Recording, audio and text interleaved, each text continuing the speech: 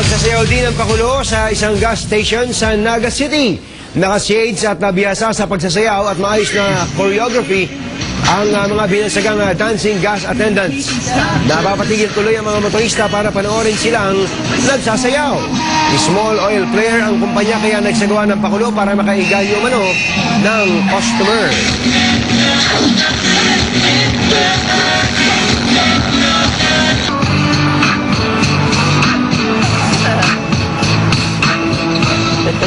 Talaga na uuso na yan ngayon, Tunyo. Maganda kasi medyo maengganyo ka naman talaga.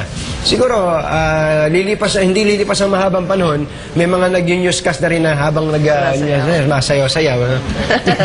Pangit. Hindi, pero alam niyo maganda din dahil nakakatanggal yan ng stress. Doon din sa mga nagtatrabaho doon sa gasolinahan. Correct. At meron silang nagagawa na natutuwa din sila at hilig siguro nila. Iyon. Diba? So, maganda yan, two-pronged approach. Para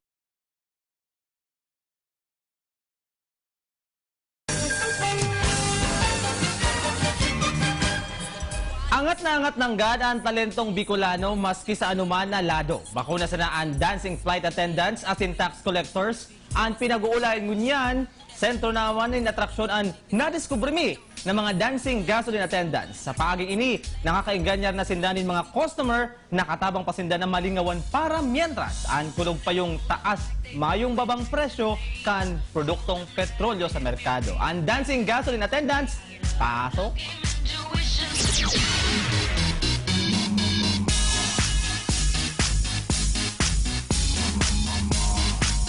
Kung may dancing flight attendants ang Cebu Pacific, I wanna hold them like they do in Texas, please.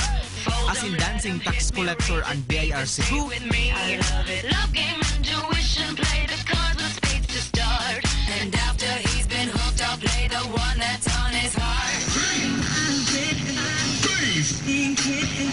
Day naman nagpahuri sa nauusong gimmick ang gasolinahan na ini sa syudad ni Naga. Naka-shades, praktisado kan sa indang choreography, as in kumpleto sa props ang dancing gasoline attendants.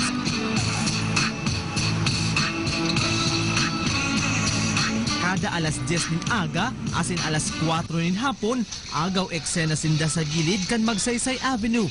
Ang mga motorista napapapundo makadalan sana, ang iba naiingganyar magpagasolina.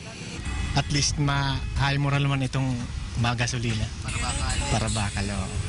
Saro sa dancing gasoline attendant si Eileen Enciso na nagsabing enjoy siya sa gimmick kan gasolinahan. Happy! Kasi napakita ko yung talent ko. Matibay palan ko magbayli. Small oil player ang sa indang kumpanya. Aminado ang gasoline supervisor na si Eva, kaipuhan nindaan magpakulutangan ni makaingganyar nin customer.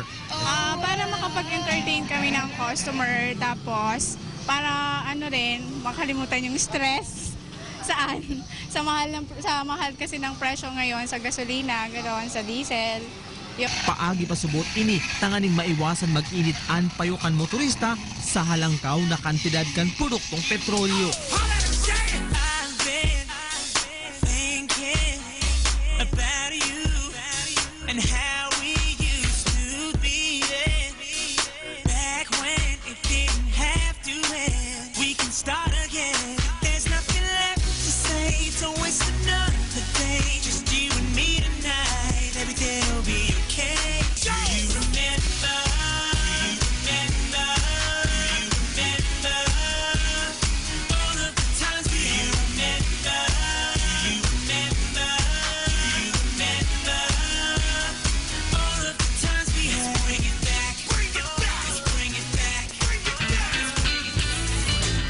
Aramdaman sa syudad ni Naga na dako lang hold upper, baka sa security guard kang mga gasolinahan na yan nagdadala na sana ha. Good morning sa mga taga Sea Oil. Yes.